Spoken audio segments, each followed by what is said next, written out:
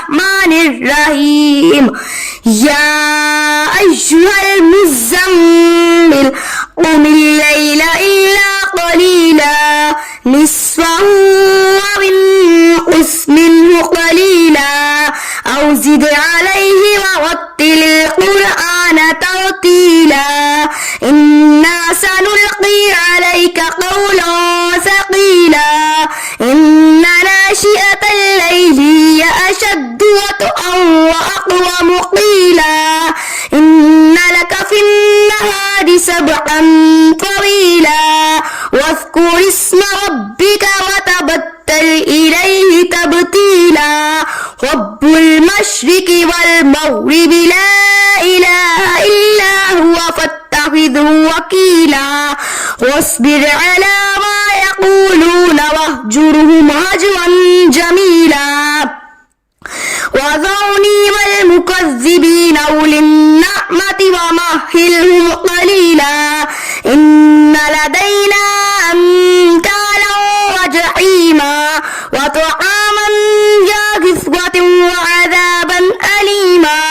يوم ترجف الأرض والجبال وكانت الجبال كثيبا مهيلا إنا أرسلنا إليكم رسولا شاهد عليكم كما أرسلنا إلى فرعون رسولا فعصى فرعون الرسول فأخذناه أخذا وبيلا فكيف تتقون إن كفرتم يوما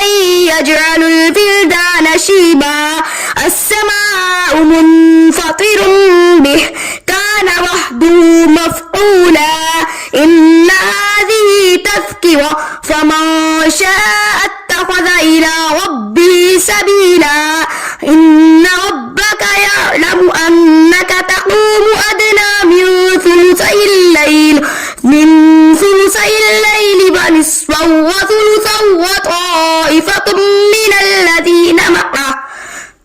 والله يقدر الليل والنهار علم أن لم تحصوا فتاب عليكم فاقرؤوا ما تيسر من القرآن علم أن سيكون منكم مرضى وآخرون يضربون في الأرض يبتغون من فضل الله وآخرون يقاتلون في سبيل الله فاقرؤوا ما تيسر منه وأقيموا الصلاة وآتوا الزكاة وأقرضوا الله قرضا حسنا وما تقدموا لأنفسكم من خير تجدوه عند الله وخيرا وأعظم أجرا واستغفروا الله إن الله غفور رحيم